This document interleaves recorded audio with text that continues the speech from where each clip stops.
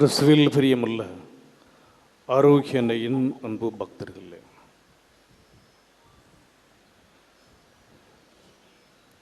இளைஞர்கள் ஒரு சிறிய கூட்டத்தோடு நண்பர்களோடு ஒரு விருந்திற்கு செல்வதற்காக தயாரானார்கள். அந்த விருந்திலே எல்லோரும் நன்றாக உணவருந்தி மகிழ்ச்சியாக கொண்டாட தயாராகி கொண்டிருந்தார்கள். அது ஒரு கேளிக்கை விருந்து.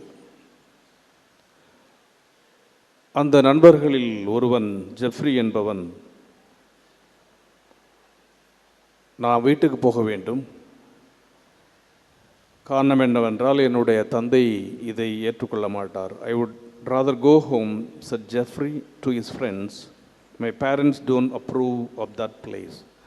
அந்த இடத்துக்கு போகிறதுக்கு எங்கள் பெற்றோர்கள் அனுமதிக்க மாட்டார்கள். அப்படியா? அப்படி என்றால் உன்னுடைய தந்தை உன்னை காயப்படுத்துவார் அல்லது கஷ்டப்படுத்துவார் நினைக்கிறியா என்று அந்த கூட்டத்தில் இருந்த ஒரு மாணவி சொன்னாள். Are you afraid your father will hurt you? One of the girls said sarcastically to him. No, Jeffrey replied, I am afraid I might hurt my father. அப்படி கிடையாது, நான் என்னுடைய தந்தையை காயப்படுத்துவேன் என்று நினைக்கிறேன். ஊதாரி தந்தை. விவிலிய அறிஞர்கள் ஊதாரி மகன் உவமை என்று சொல்வதை விட அன்புள்ள தந்தையின் கதை அல்லது இரக்கமுள்ள தந்தையின் கதை என்று சொல்லுகிறார்கள். The story of loving father, a merciful father. இந்த இளைஞன் தன்னுடைய தந்தையிடத்திலே கொண்டிருக்கின்ற அந்த அன்பை, அந்த உண்மையை அவன் நன்றாக புரிந்திருக்கிறான். தன்னுடைய தந்தையை ஒருவேளை அந்த தப்பான இடத்திற்கு சென்றால் தண்டிப்பார் என்று நினைத்ததை விட அவன் தன்னை உண்மையாக நேசிக்கின்ற தன்னுடைய தந்தைக்கு இது துரோகம் என்று நினைக்கிறான். இது அவனுடைய அந்த உண்மையை, தன்னுடைய தந்தையிடத்திருக்கின்ற அந்த மதிப்பை வெளிப்படுத்தி காட்டுகிறது. நாம் ஒருவரை உண்மையாக நேசிக்கின்ற பொழுது நாம் அந்த நபரிடத்தில் வைத்திருக்கின்ற அந்த உண்மைத்தன்மை, நேர்மை, மரியாதை, இவைதான் அன்பினுடைய வெளிப்பாடாக இருக்கிறது. When you love someone, you remain true to the person in faithfulness and obedience, in sincerity and respect. இன்றைய நற்செய்தியை நாம் கேட்கின்ற போது தந்தையினுடைய அந்த அளவிட முடியாத அன்பு. மூத்த மகன் தந்தையோடு இருக்கிறான். இரண்டாவது மகன் அந்த தந்தையினுடைய இரக்கத்தை அவன் பெறுகிறான். அந்த இரக்கத்தை அவன் பெறுவதிலே நடக்கிற நிகழ்வுதான் இது. யூத கலாச்சாரத்திலே ஒரு சொத்தை எப்போது பிரித்து கொடுப்பார்கள் என்றால் தந்தை இறந்த பிறகு. இப்போ மகன் கேட்ட உடனே தந்தை இங்கே கொடுக்கிறார். அதில் தலைச்ச மகனுக்கு 2 பங்கு, இரண்டாவது மகனுக்கு 1 பங்கு. இங்கே இந்த தந்தை பகிர்ந்து கொடுக்கிறார். அப்போது அப்பா இறந்து, ஆனால் எதுவுமே அவன் கேட்டவுடன் அவன் எதுவுமே சொல்லவில்லை. தன் மகன் மீது கொண்ட அந்த அன்பினால் அவன் கேட்டவுடனே அவர் கொடுக்கிறார். ஆனால் அவன் சென்று அதை ஊதாரித்தனமாக செலவு செய்த பிறகு, அதை வீணாக்கிய பொழுது, அவன் பசித்திருக்கின்ற பொழுதுதான் பசித்திருக்கிறான், தனித்திருக்கிறான், விழித்திருக்கிறான். பசி பாடம் புகட்டுகிறது, தனிமை அந்த விழிப்பு அவனுக்கு அறிவை தருகிறது, தெளிவை தருகிறது. அப்போ என்ன பண்ணுறான்? He went away from his father. அப்பா கிட்டேருந்து அவன் தூரம் போன அவன் இப்பொழுது மீண்டும் திரும்பி வருகிறான். மூத்த மகன் அப்பாவோடு இருந்தான், அவன் வெளியில் போகிறான். இந்த மூத்த மகன் அப்பாவோடு இருந்தாலும் அவன் செய்தது ஒரு கடமை. இந்த மூத்த மகன் யார் என்றால் பரிசேயர்களும் சதுசேயர்களும். நாங்கள் செல்ஃப் ரைச்சஸ், தங்களையே நியாயமாக காட்டிக்கொள்பவர்கள், தங்களையே நேர்மையாக எண்ணிக்கொள்கின்றவர்கள்.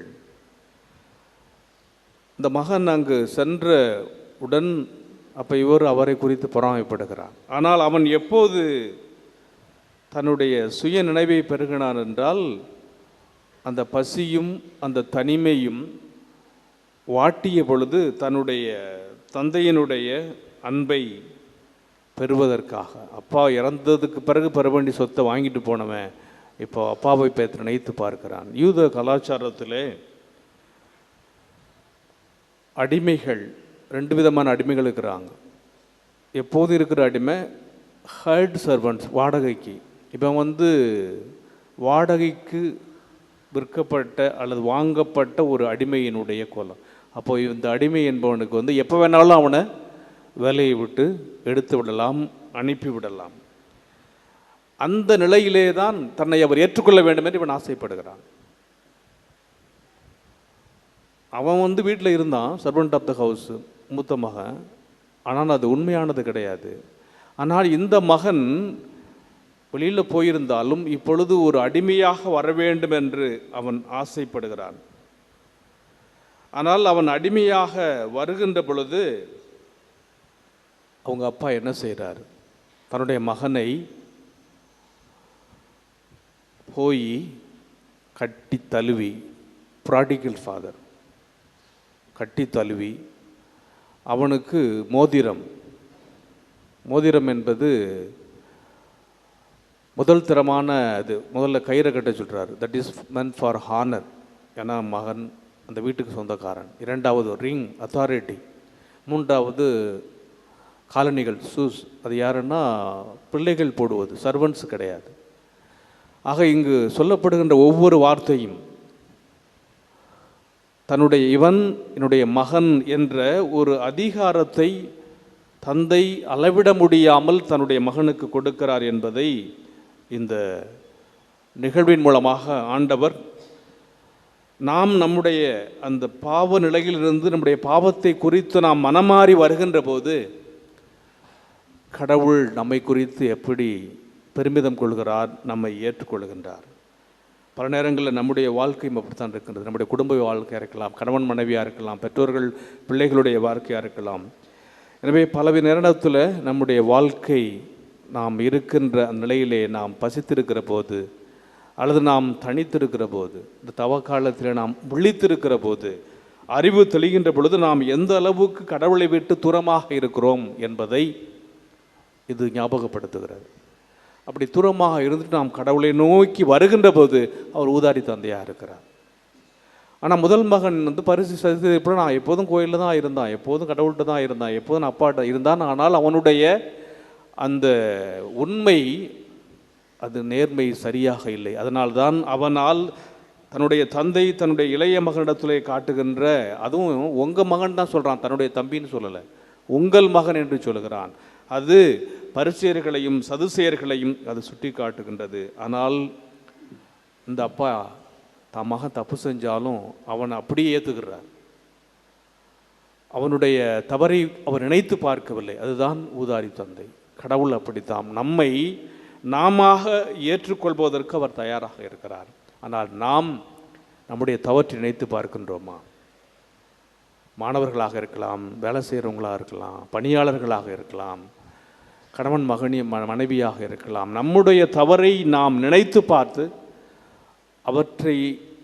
அவற்றிலிருந்து நாம் மீண்டு நம்மை நோக்கி, அல்லது பெற்றவங்களுக்கு பிள்ளைங்க செய்த தப்பு, மனைவி கணவனுக்கு எதிராக செய்தது, கணவன் மனைவிக்கு எதிராக செய்தது, இவற்றையாம் நினைத்து பார்த்து நாம் அவர்களை நோக்கி நாம் வருகின்ற போது கடவுள் நம்மை ஏற்றுக்கொள்வதற்கு தயாராக இருக்கிறார்.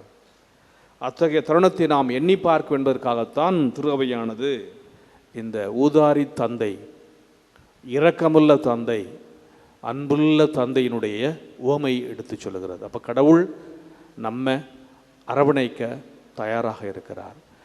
நாம் தனித்திருந்து, விழித்திருந்து, பசித்திருந்து, பசி என்பது இப்போ தவக்காலத்தில் நாம் கொண்டிருக்கின்ற அந்த நோன்பு, உண்ணா நோன்பு. எனவே அவ்வாறு நாம் தனித்திருக்கிற போது நாம் பெறுகின்ற அந்த விழிப்புணர்வு, அல்லது நாம் பெறுகின்ற அந்த ஞானம், அந்த அறிவு தெளிதல் நம்ம இறைவனை நோக்கி அழைத்து வருகின்றதா என்பதை நாம் எண்ணி பார்க்க வேண்டும். அவ்வாறு நாம் இறைவனை நோக்கி வருகின்ற போது ஆண்டவர் நம்மை ஏற்றுக்கொள்வதற்கு தயாராக இருக்கிறார். அத்தகைய ஒரு பரிவுள்ள இரக்கமுள்ள தந்தையை நோக்கி நாம் திரும்ப வேண்டும். திரும்புகின்ற பொழுதுதான் நாம் கொண்டாடுகின்ற இந்த தவக்காலம், நாம் கடைப்பிடிக்கின்ற இந்த பக்தி முயற்சிகள் நமக்கு அர்த்தமுள்ளதை தரும். இது நாம் அர்த்தத்தோடு ஆண்டுடைய உயிர்ப்பு பெருவிழாவை கொண்டாடுவதற்கு நம்மை தயாரிக்கும் என்ற எண்ணத்தில் இந்த உண்மைத்தன்மை கொண்ட நம்முடைய வாழ்க்கையை நாம் எண்ணி பார்ப்போம்.